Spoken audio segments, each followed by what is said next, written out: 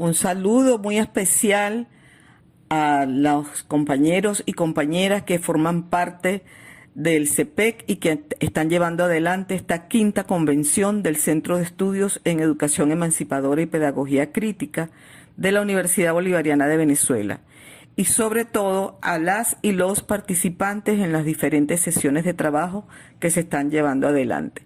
Me han pedido que converse un poco sobre la visión, sobre las experiencias, las huellas, senderos y horizontes del pensamiento y acción de nuestro comandante Hugo Chávez, entendido desde el proceso educativo y la política en el sentido emancipador. Así que yo agradecida una vez más de la invitación que se me hace a esta actividad.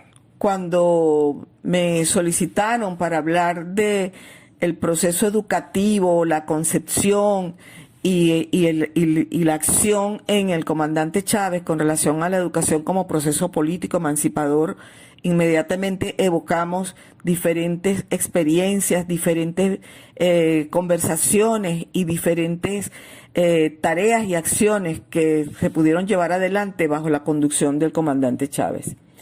Como líder de la revolución bolivariana, introdujo cambios muy trascendentales. Eso incluyó a la educación universitaria.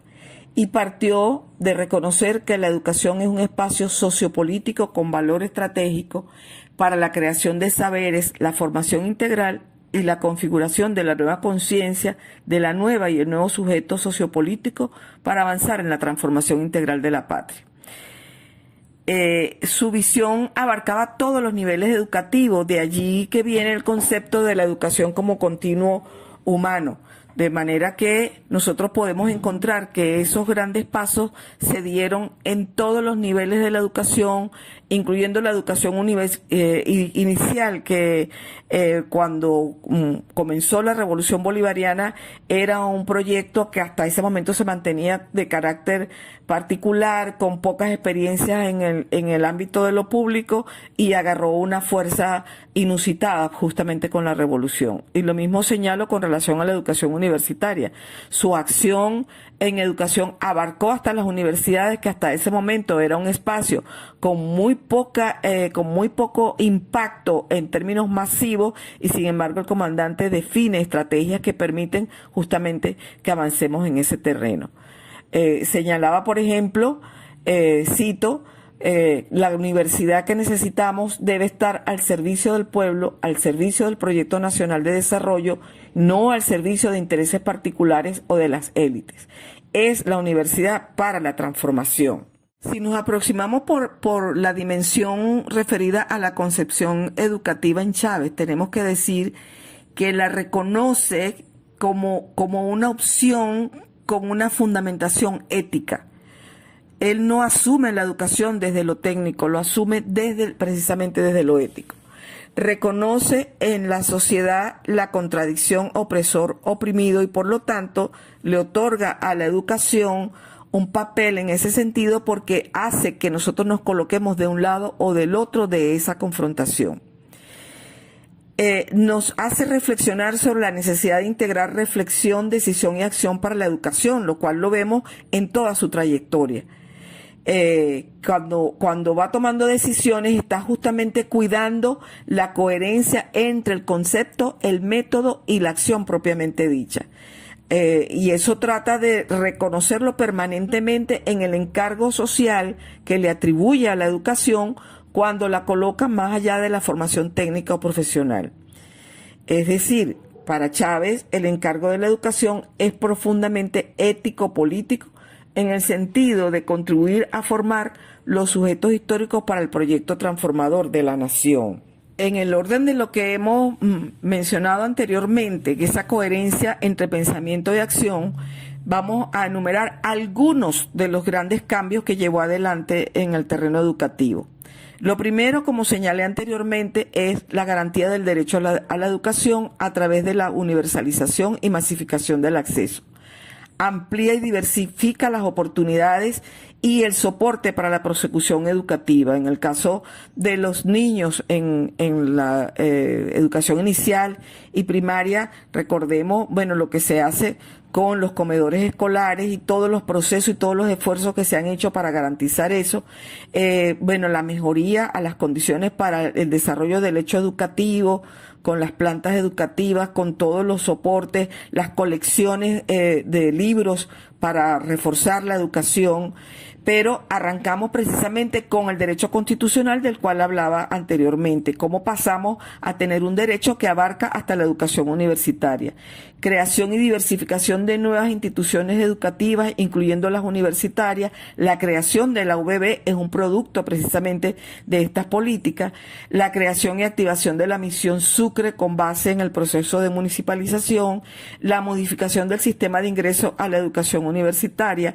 La eliminación de las matrículas en la educación primaria y secundaria y educación media. Luego, cómo refuerza el carácter autónomo de la educación universitaria incorporando esto en la Carta Magna en 1999, en el artículo 109 de nuestra Constitución. Luego, exige un mayor direccionamiento del Estado en cuanto a las prioridades en educación universitaria, la garantía, por otra parte, de la territorialización de la educación para garantizar el acceso en todos los lugares del territorio. Impulsa un cambio de enfoque educacional centrado en la calidad con pertinencia social y territorial, y eso abarca concepto, método y gestión, y un ejemplo de ello son los programas nacionales de formación y los programas nacionales de formación avanzada.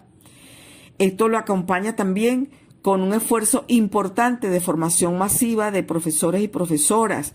Recordemos, bueno, nuestro programa nacional de formación en educación, pero también la formación masiva para profesores y profesoras que se encontraban en colegios e institutos universitarios y que nunca habían tenido un concurso de oposición para ingresar formalmente a la carrera docente, lo cual se inició con un plan masivo de formación docente.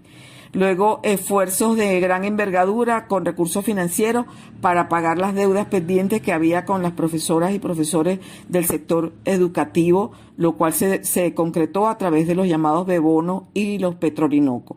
Esto es una muestra de la coherencia y consistencia entre pensamiento y acción. Insistimos mucho en que en Chávez encontramos una total coherencia entre pensamiento y acción en el terreno educativo, que va desde las decisiones que va tomando desde la primera semana de gobierno, cómo esas decisiones se convierten en estructura constitucional, pero se convierten también en política pública, está presente en todos los planes de la nación y se convierte incluso en medidas particulares que va tomando a lo largo del gobierno.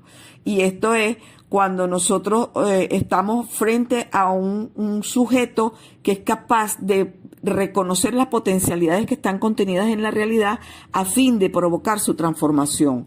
Ahí nos acompañamos de un pensamiento de Hugo Semmelmann que dice textualmente: la posibilidad de colocarse ante la realidad se materializa cuando el sujeto es capaz de reconocer las acumulaciones históricas como parte de su subjetividad y puede potenciarlas. Entonces hay necesidad de ser sujeto potenciador protagónico.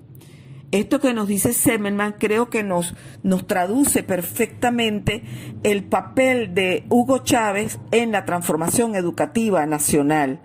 En un momento determinado, nosotros decíamos que Venezuela era el aula más grande del mundo porque justamente cuando construye las bases de lo que llamamos posteriormente el continuo educativo, hace que todo el pueblo venezolano se encuentre en las aulas de clase y que todos los espacios de la vida social se convierten a su vez en espacios educativos. Para nuestro comandante Hugo Chávez, garantizar el derecho a la educación no es solamente un tema instrumental, es un tema que tiene que ver justamente con esa transformación de los sujetos y de las sujetos del proceso.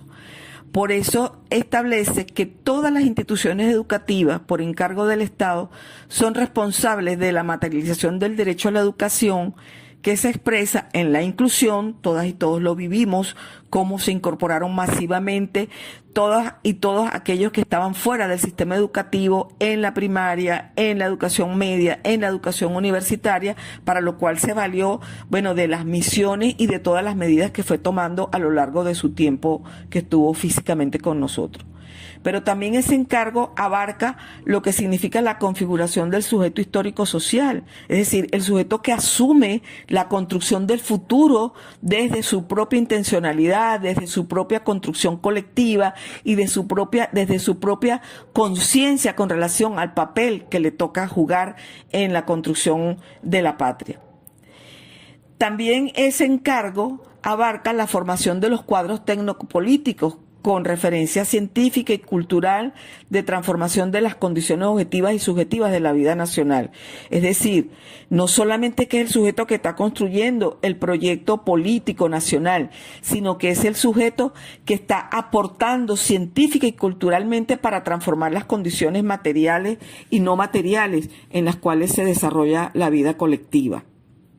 El otro elemento que abarca entonces el encargo del Estado para el sector educativo es su contribución a la configuración de los valores que fundamentan esa conciencia colectiva en cada momento histórico. O sea, los valores tienen un contenido histórico, los valores tienen que dar cuenta de aquello a que nos está desafiando cada instante de la vida colectiva. Y esos valores no es que cambian según como vaya viniendo, vamos viendo, sino que ellos nos permiten una relación con el otro y con las otras y con los otros, de modo tal que podamos avanzar juntos, alcanzar los fines que nos plantea el Estado y los derechos que están contenidos en la Carta Magna, de manera que el derecho a la educación es mucho más que el elemento exclusivamente instrumental, como muchas veces se maneja. Es un elemento que nos coloca justamente en la trascendencia histórica que tenemos como sujetos y sujetas en este proceso. Fíjense ustedes que cuando Chávez crea la Misión Sucre allá en el 2003, Chávez nos dice cuál es el sentido que tiene la Misión Sucre. La Misión Sucre, si bien nace con la intención de dirigida por la necesidad de inclusión sustentada en el derecho a la educación, él nos dice, esa Misión Sucre tiene que interconectarse con su entorno, con lo que está pasando más allá del aula, donde están los niños de la calle. Eso tiene que ser un problema de la Misión Sucre. ¿Dónde están los problemas? Vamos a hacer un análisis aquí. Los problemas más graves están aquí en nuestro entorno. Es decir, nos está hablando de la responsabilidad que tenemos con el otro y con la otra, de la responsabilidad que tenemos que asumir con la historicidad de los procesos en los cuales estamos viviendo y a los cuales debemos contribuir para alcanzar la direccionalidad que requerimos en función de los objetivos de futuro que estamos persiguiendo. Entonces, ya para ir cerrando, tenemos que ir, por supuesto, a una de las raíces que alimentó el pensamiento y el espíritu del comandante Hugo Chávez Frías. Es el maestro del libertador Simón Rodríguez. Todas y todos ustedes lo saben. El maestro del libertador Simón Rodríguez decía: no habrá jamás verdadera sociedad sin educación social, que ha de emerger de la vida misma y la fuerza de las costumbres, de la que se debe esperar una mudanza favorable, diferentes a la de los antecesores y medidas en las acciones republicanas y la formación de una conciencia republicana, para que los pueblos se sientan capaces de dirigirse por sí y capaces de emprender la obra social en la consolidación de un hombre nuevo, en su pensar, hacer y sentir. Esto nos lo decía el maestro Simón Rodríguez, recogido en Consejos de Amigo. Es muy importante que nosotros podamos reconocer justamente aquí, en el pensamiento de Simón Rodríguez, esas bases del pensamiento de Hugo Chávez. Hugo Chávez sabía que estaba formando a las y los ciudadanos, a las y los sujetos que debían conducir la nueva república que estábamos fundando con todo el proceso y que venimos fundando desde que se inició la Revolución Bolivariana. De manera que, nuevamente, este pensamiento de Simón Rodríguez nos hace ratificar lo que hemos estado afirmando a lo largo de toda la exposición. Es la coherencia entre pensamiento y acción de nuestro comandante Hugo Chávez, y que a nosotras y nosotros, que hemos sido sus discípulos, que hemos sido quienes nos hemos inspirado en su obra, nos toca continuarla profundizando, ampliando y corrigiendo todo aquello que haya que corregir. Nuevamente, insisto en reconocer lo que se ha venido haciendo desde las CONCEPEC y agradecerles a todas y todos ustedes por su atención y en especial al equipo del Centro de Estudios en Educación Emancipadora y Pedagogía Crítica y particularmente a su directora, la doctora Leslie Vargas. Y digo gracias desde Sabaneta de Barinas, la tierra que hace casi 70 años vio y sintió la llegada al mundo de nuestro gigante Hugo Chávez. El hombre que desde la razón amorosa, con pensamiento y acción convertida en leyes, planes, políticas, misiones, nos enseñó a reconocernos como un pueblo de libertadores. Nos enseñó a tejer una nueva historia de nación soberana y para ello se valió de la educación en toda su potencialidad transformadora. Mil gracias a todas y todos.